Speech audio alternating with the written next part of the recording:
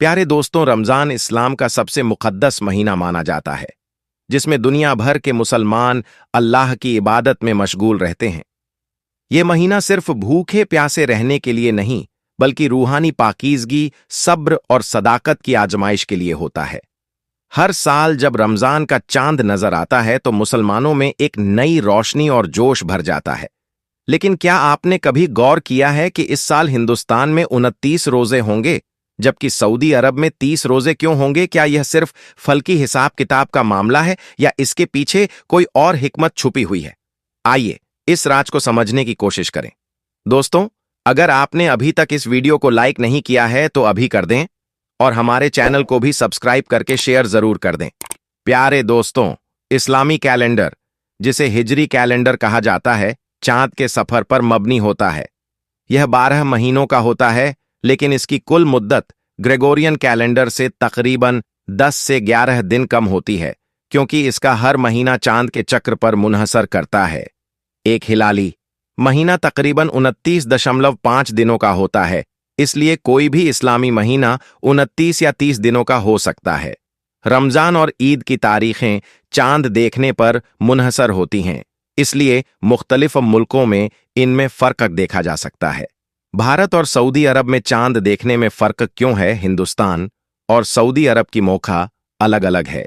अक्षांश और देशांतर के फ़र्क से सूरज डूबने और चांद के नज़र आने का वक़्त अलग होता है। यह इस्लामी कैलेंडर के महीनों की शुरुआत और ख़त्म होने पर असर डालता है। चांद देखने का तरीका।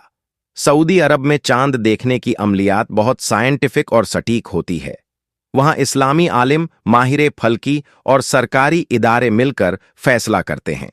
हिंदुस्तान में अक्सर दीनदार कमेटियां और उलेमा आंखों से चांद देखने की तस्दीक के बाद ही ऐलान करते हैं। हिजरी तारीखों में फ़र्क। सऊदी अरब में चांद अक्सर पहले नजर आता है, जबकि हिंदुस्तान, पाकिस्तान और बांग्लादेश जैसे ममालिक में यह एक दिन बाद दिखाई देता है। यही वजह है कि हिंदुस्तान में रमजान एक दिन बाद शुरू हुआ, जिससे वहां रोजे 29 हुए, जबकि सऊदी अरब में 30। क्या यह हर साल होता है? यह कोई नई बात नहीं है।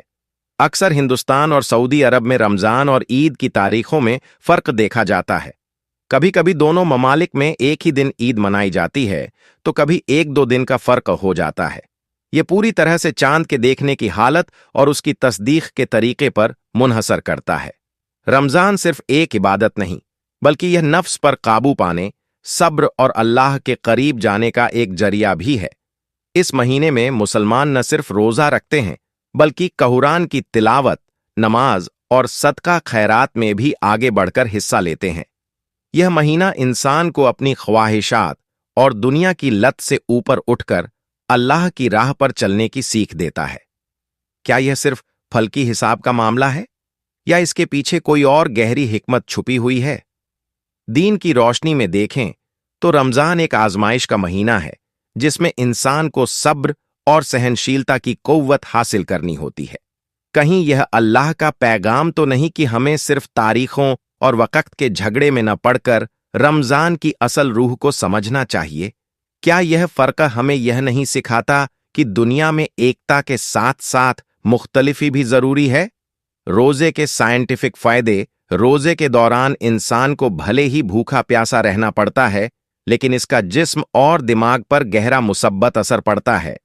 साइंटिफिक तहकीक के मुताबिक रोजा रखने से जिस्म के मेटाबॉलिज्म में बेहतरी आती है, अंदरूनी सफाई होती है और दिमाग को सुकून मिलता है। इसके अलावा यह नफ्सी कंट्रोल को बढ़ावा देता है और ख्वाहिशात पर काबू पाने की सलाहियत बढ़ाता है। माजी में कई बार हिलाल देखने को लेकर इख्तिलाफात हुए हैं। पुराने दौर में जब साइंटिफिक इक्तिदार मौजूद नहीं था, तो सिर्फ आंखों से हिलाल देखने का तरीका अपनाया जाता था। इस वजह से कई बार एक ही मुल्क के अलग अलग इलाकों में हिलाल मुख्तलिफ दिनों में देखा जाता था। आज के दौर में नई टेक्नोलॉजी और फल्की साइंस की मदद से यह अमल काफी हद तक मुकम्मल हो गया है, लेकिन फिर भी इख्तिलाफात पूरी तरह खत्म नहीं हुए हैं। जब हिंदुस्तान और सऊदी अरब में रोज़ों की तादाद अलग होती है, तो यह मुआशरती और मजहबी बहस का मौजू बन जाता है। कई बार यह बहस भी उठती है कि क्या पूरे आलम इस्लाम में एक मुसत्तिर इस्लामी कैलेंडर लागू किया जा सकता है? कुछ लोग मानते हैं कि साइंटिफिक टेक्नोलॉजी की मदद से एक आलमी इस्लामी कैलेंडर बनाना चाहिए, जबकि दूसरे लोग परंपरागत तरीकों को ज्यादा अहमियत देते हैं। क्या मुस्तकबिल में यह फर्क खत्म हो सकता है? आज की टेक्नोलॉजी इतनी तरक्की कर चुकी है कि चांद की पोजीशन को पहले से ही काफी सटीक तरीके से देखा जा सकता है, लेकिन मजहबी एतबार से कई ममालिक अभी भी रवायती तरीकों को अपनाते हैं। अगर तमाम इस्लामी ममालिक एक ही साइंटिफिक निज़ाम को कबूल कर लें तो मुमकिन है कि आगे चलकर यह इख्तिलाफ खत्म हो जाए। इस साल सऊदी अरब में रमजान 30 दिनों का है, जबकि हिंदुस्तान में 29 दिनों का। इसकी वजह सिर्फ इतनी है कि हिंदुस्तान में चांद एक दिन बाद देखा गया, जिससे रमजान 29 दिन का रह गया। यह एक सादा फल्की वाकया है जो हर साल तब्दील हो सकती है। लेकिन असल सवाल यह है, क्या हमने इस रमजान से कुछ सीखा? क्या हमने सिर्फ रोजे रखे या अपनी रूह को भी पाक किया? रमजान का असल मकसद समझना ही इसकी हकीकी रूह है। तो दोस्तों, इसलिए इस साल भारत में ईद 31 अप्रैल को मनाई जाएगी। इसलिए आप सभी को अभी से ईद मुबारक हो। अगर आपका भी दिल करे तो आप भी हमें कमेंट में मुबारकबाद दे सकते हैं। प्यारे दोस्तों, अब हम आपको बताने वाले हैं कि रमजान के महीने में मरने वाला सीधा कहा जाता है। आपने भी शायद यह जरूर सुना होगा कि रमजान में मरने वाला सीधा जन्नत में जाता है। तो आज हम इसी के बारे में आपको बताएंगे।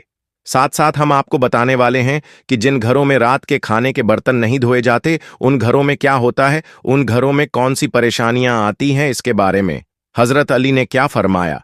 इसके साथ साथ हम आपको बताएंगे कि शादी की पहली रात एक शौहर ने अपनी बीवी को 4 बातें बताईं और कहा कि 4 बातें मुझसे कभी मत करना।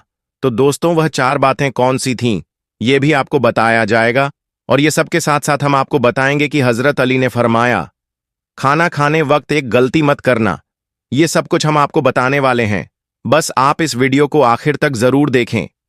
वीडियो में आगे बढ़ने से पहले अगर आपने इस वीडियो को लाइक नहीं किया है तो इसे लाइक करें। अगर आपने अभी तक हमारे YouTube चैनल को सब्सक्राइब नहीं किया है तो चैनल को सब्सक्राइब करके बेल आइकॉन भी जरूर दबा दें।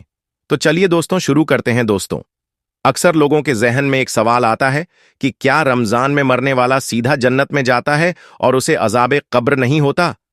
तो दोस्तों, यह बात सच है कि जो रमजान में इंतकाल कर जाए, जिसकी मौत रमजान में हो जाए, उससे कब्र का हिसाब किताब भी नहीं होगा और अल्लाह पाक मैदान महशर में उसके साथ बहुत आसानी फरमाएगा। गोया कि उसके जन्नत में जाने के लिए एहतमाम खुद अल्लाह पाक की तरफ से हो जाता है। हजरत अब्दुल्लाह बिन मसूद रजी अल्लाह ताला अन्हु से रिवायत है कि रसूल अल्लाह सल्लल्लाहु अलैहि वसल्लम का फरमान है कि जिसको रमजान के वक्त मौत आई वह जन्नत में दाखिल होगा, और जिसकी मौत यौम अरफा यानी 9 जिलहिज्जा के वक्त आई वह भी जन्नत में दाखिल होगा, और जिसकी मौत सदका देने की हालत में आई वह भी जन्नत में दाखिल होगा। हजरत अनस बिन मालिक रजी अल्लाह ताला अन्हु से रिवायत है कि माह रमजान में मुर्दों से अजाब कब्र उठा लिया जाता है। इसी तरह हजरत आयशा सिद्दीका रजी अल्लाह अन्हा से रिवायत है कि रसूल अल्लाह सल्लल्लाहु अलैहि वसल्लम ने फरमाया, रोजे की हालत में जिसका इंतकाल हुआ अल्लाह उसको कयामत तक रोजों का सवाब अता फरमाता है। तो दोस्तों, जो रमजान में इंतकाल कर जाता है, अगर वह ईमान बचाकर ले गया है, दीन इस्लाम पर उसकी मौत हुई है, वह ईमान की हालत में मरा है, तो उससे कब्र का हिसाब किताब भी नहीं होगा और अल्लाह पाक मैदान महशर में बहुत आसानी फरमाएगा। गोया कि उसके जन्नत में जाने के लिए एहतमाम खुद अल्लाह पाक की तरफ से हो जाता है। हजरत अनस बिन मालिक फरमाते हैं कि मैंने रसूल अल्लाह सल्लल्लाहु ताला अलैहि वसल्लम को फरमाते हुए सुना है कि रमजान तुम्हारे पास आ गया है, इसमें जन्नत के दरवाजे खोल दिए जाते हैं और जहन्नम पर दरवाजे बंद कर दिए जाते हैं और शयातीन को कैद कर दिया जाता है। महरूम है वह शख्स जिसने रमजान को पाया और उसकी मगफिरत ना हुई। जब इसकी रमजान में मगफिरत ना हुई तो फिर कब होगी? तो दोस्तों, अब हम आपको बताते हैं कि हजरत अली ने फरमाया, खाना खाने वक्त एक गलती मत करना। इसके बाद हम आपको बताएंगे कि शादी की रात एक शौहर ने अपनी बीवी को 4 बातें बताई। हजरत अली के पास एक शख्स आकर पूछने लगा, या अली, मैं बातों को भूल जाता हूं, मेरी याददाश्त कमजोर है, और दिन ब दिन मेरा दिमाग कमजोर होता जा रहा है। बस जैसे ही यह पूछा गया तो हजरत इमाम अली ने फरमाया, ऐ बंदे खुदा, तुम्हारा चेहरा यह बता रहा है, तुम गर्म गर्म खाना जल्दी जल्दी खाते हो। याद रखना, जो इंसान गर्म गर्म खाना जल्दी जल्दी खाता है तो उसका दिमाग कमजोर होता जाता है कि और जिस्मानी बीमारियां वजूद परिहार रहती हैं, और यह वह बातों को भूलने को शुरू हो जाता है। तो वह शख्स पूछने लगा, या अली, मैं किस तरह से खाना खाऊं जिससे मेरा दिमाग और जिस्म को सही फायदा मिलता रहे? तो हजरत इमाम अली ने फरमाया, खाना खाने से पहले अल्लाह का नाम लेकर खाया करो, खाना बैठकर खाया करो, सीधे हाथ से खाया करो, और खाना ठंडा करके छोटे छोटे निवाले तोड़कर मुंह में डाला करो और खूब चबाया करो। और खाना खाने के फौरन बाद पेट भरकर पानी ना पिएं। तो याद रखना, अल्लाह है, रिज्क में शिफा, बरकत और रहमत को पोशीदा किया है। जो इंसान सही तरह से खाना खाता है और खाना खाने के बाद अल्लाह का शुक्र अदा करता है तो वह खाना उसके जिस्म के लिए शिफा बन जाता है और दवा भी बन जाता है और बरकत और रहमत की जमानत भी बन जाता है।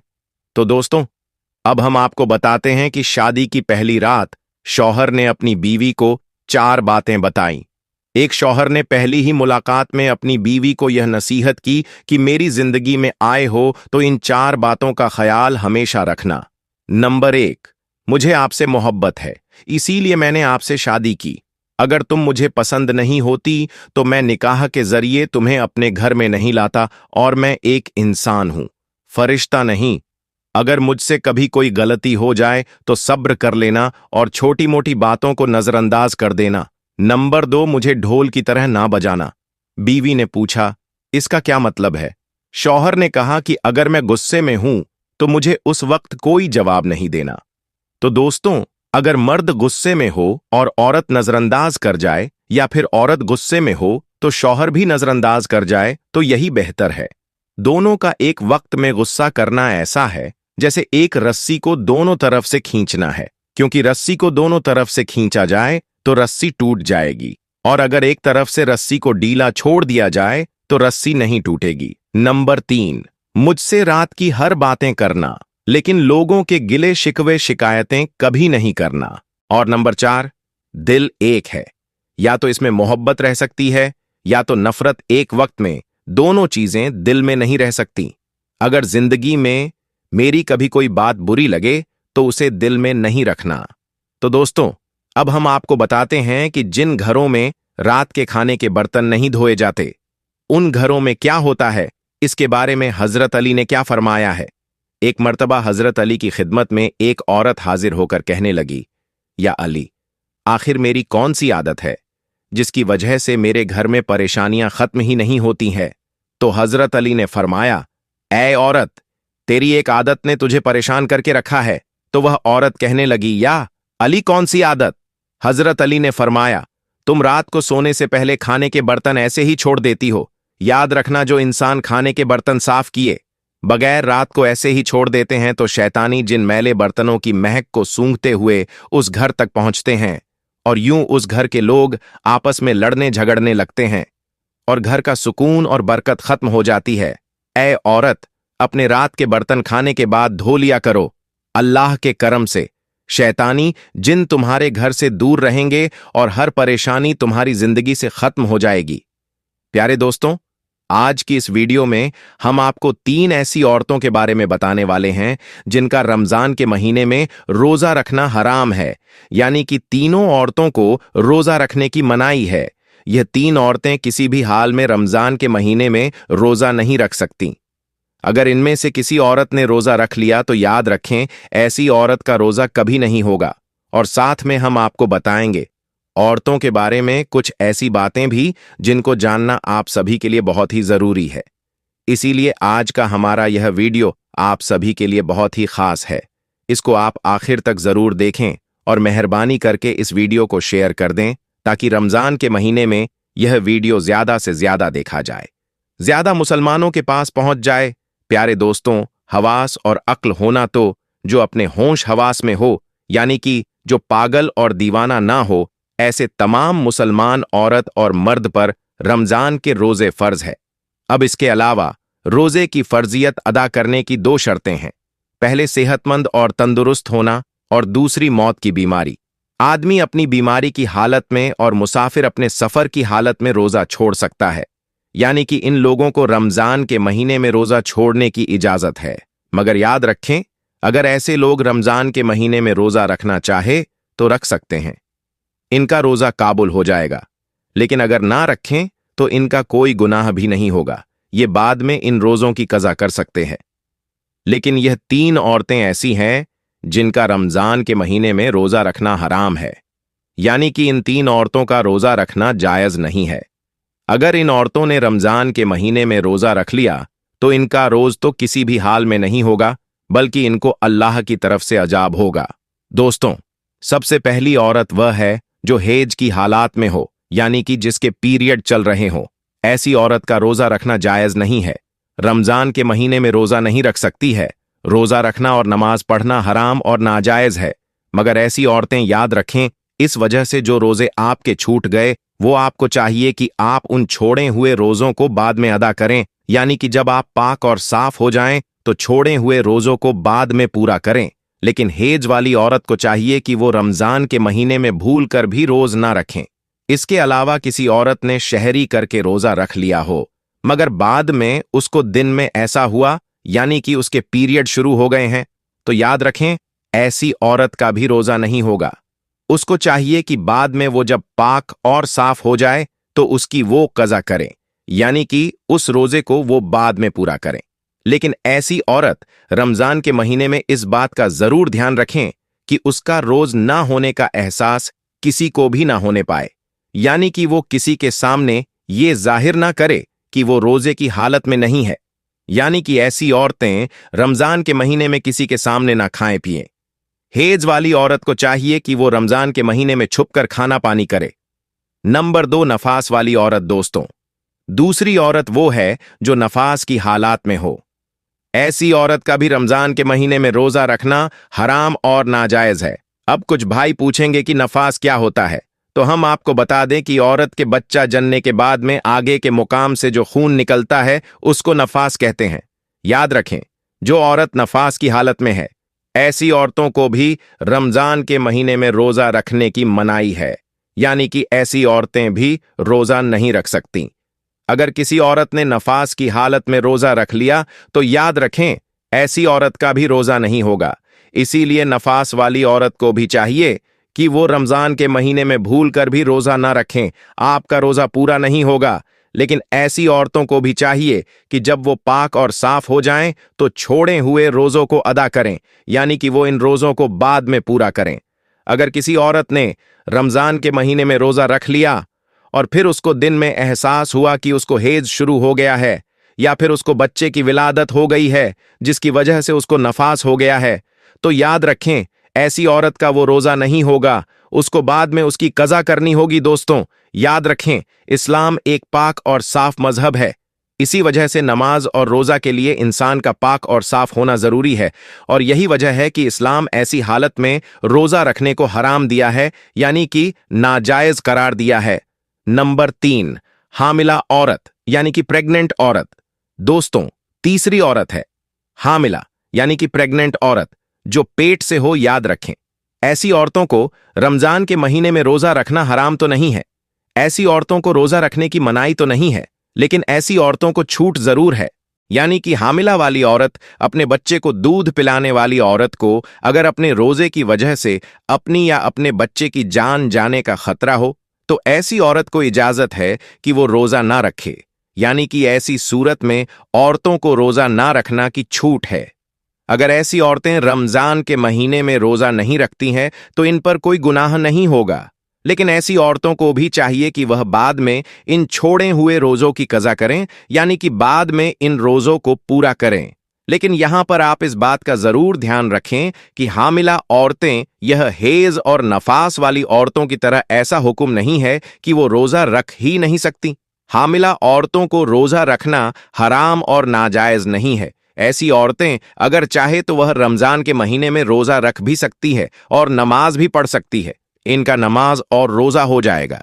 इसके अलावा अपने बच्चों को या दूसरों के बच्चों को दूध पिलाने वाली औरतें भी अगर कमजोरी की हालत में है या फिर रोजा रखने की वजह से अपनी या अपने बच्चे की जान को जाने का खतरा हो तो याद रखें, ऐसी औरतें भी रमजान के महीने में रोजा छोड़ सकती हैं। या फिर अगर कोई माहिर डॉक्टर यह कह दे कि अगर रोजा रख लिया तो खुद की या बच्चे की जान को खतरा हो सकता है, तो ऐसी सूरत में बच्चे को दूध पिलाने वाली औरत भी रोजा छोड़ सकती है। मगर ऐसी औरत को भी चाहिए कि वह इन छोड़े हुए रोजा को बाद में पूरा कर लें।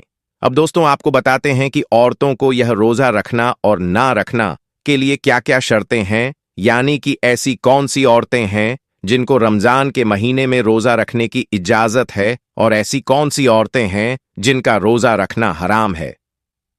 नंबर 1, दोस्तों, अगर कोई औरत सफर की हालत में हो या फिर बीमारी की हालत में हो या फिर अपने बुढ़ापे की वजह से इतनी ज्यादा कमजोर हो गई हो कि अगर उसने रोजा रख लिया तो उसकी जान जाने का खतरा हो सकता है, तो ऐसी औरतों के लिए रोजा रखने की छूट है।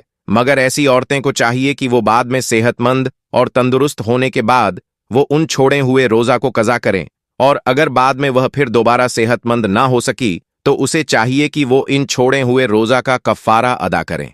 वो कफ़ारा यह है कि हर एक रोजे के बदले में किसी मिस्कीन को दोनों वक्त पेट भरकर खाना खिलाया जाए। नंबर 2, अगर किसी औरत को रोजे की हालात में सांप ने डस लिया हो और अब उसकी जान जाने का खतरा बन गया हो, तो ऐसी औरतों को भी हुक्म है कि वह अपने इस रोजा को तोड़ सकती है। उसको कोई गुनाह नहीं होगा, लेकिन बाद में जब वो ठीक हो जाएं तो इस रोजा को कज़ा करें। नंबर 3, दोस्तों, अगर कोई बुढ़ी और कमजोर औरत जो गर्मियों और धूप के रोजे ना रख सकती हो, उसको किसी माहिर डॉक्टर ने मना कर दिया हो, तो ऐसी औरतों को चाहिए कि वो गर्मियों के रोजे छोड़ दे, उनके बदले में वो उन रोजों को सर्दियों में रख लें। नंबर 4, वह औरत है जिसे पूरे 10 दिन और 10 रात में फारिग हो गई। अब उसको चाहिए कि वह अगले दिन का रोजा रख लें, और अगर कम दिनों में पाक हो गई और अगर सुबह होने में इतना वक्त बाकी है कि उसके पास नहा धोकर थोड़ा वक्त बचेगा, तो उसको चाहिए कि वो रोजा रख ले। नंबर 5, दोस्तों, याद रखें, हामिला औरत यानी कि प्रेग्नेंट औरत की 2 रकात नमाज आम औरतों की 70 रकत से बढ़कर है, और अगर कोई औरत अपने बच्चे के रोने की वजह से रात भर ना सो पाती हो तो ऐसी औरत को 70 गुलाम आजाद करने का सवाब मिलता है। इसके अलावा अगर कोई औरत बच्चा पैदा होने के 40 दोनों के अंदर इंतकाल कर जाए तो अल्लाह ताला उसे शहादत का दर्जा अता करता है। नंबर 6, दोस्तों, पाक दामन औरत अगर रमजान के महीने में नमाज रोजा की पाबंदी करे और अपने शौहर की खिदमत करे तो उसके लिए जन्नत के 8 दरवाजे खोल दिए जाते हैं। नंबर 7, बारीक लिबास पहने वाली और गैर मर्दों से मिलने वाली औरत कभी भी जन्नत में दाखिल नहीं होगी। जन्नत में लोग अल्लाह के दीदार के ख्वाहिशमंद होंगे, मगर जो औरत दुनिया में पर्दे की हालत में रही होगी, ऐसी औरत के दीदार के लिए खुद अल्लाह ताला ख्वाहिशमंद होंगे। और प्यारे दोस्तों, इसके अलावा हम आपको बताते हैं, रमजान में भी अल्लाह तबारक व ताला इन 4 लोगों को माफ नहीं करता, यानी कि इन 4 लोगों की बख्शीश रमजान के महीने में भी नहीं होती। तो नंबर 1, जो शख्स अपने ही रिश्तेदारों के बीच में बुराई पैदा करता हो और जो शख्स रिश्तों की अहमियत नहीं समझना हो, उसकी मगफिरत रमजान के महीने में भी नहीं होती। तो प्यारे दोस्तों, ये गलती कभी ना करें, किसी को भी आपस में ना लड़ाएं। आपको थोड़ा सा ध्यान देने की बात है, आपको इससे कुछ नहीं मिलेगा, बल्कि इसमें आपका नुकसान ही होगा। नंबर 2, जिस शख्स के दिल में कीना हो, यानी किसी शख्स के लिए उसके दिल में नफरत है और दूसरों को नुकसान पहुंचाना चाहता है या दूसरों को नफरत की नजरों से देखता है, तो ऐसे शख्स की मगफिरत रमजान के पाक महीने में भी नहीं होगी। इसीलिए आप लोगों को चाहिए, थोड़ा सा मुश्किल तो है, आप लोग कोशिश कीजिए, माफ करते जाइए, अपनी तरफ से सबको माफ करते जाइए। रोजाना रात में सोने से पहले यह काम जरूर किया करें कि अपनी तरफ से सबको माफी दे दें और अल्लाह ताला से उम्मीद रखें कि या अल्लाह, मैंने सबको माफ कर दिया, अब जो मुझसे नफरत करता है, जो मेरा दुश्मन है, अब उसके दिल में मेरी मोहब्बत पैदा करें और उसके दिल में मेरी इज्जत डाल दें। नंबर 3, जो शख्स अपने माँ बाप का दिल दुखाता है, माँ बाप की इज्जत नहीं करता या माँ बाप को बुरा भला कहता है, तो ऐसे शख्स की भी रमजान के पाक महीने में अल्लाह तबारक व ताला मगफिरत नहीं करता। नंबर 4, जो शख्स शराब पीता है या फिर कोई और नशा करता है, अगर उसने ये सब करना बैंड नहीं किया है तो अल्लाह तबारक व ताला से उसने अभी तक तौबा नहीं की, तो उसकी भी मगफिरत रमजान के महीने में नहीं होगी। तो इन 4 आदतों में से अगर एक भी आदत आपके अंदर है तो खुद को आज ही सुधार लीजिए।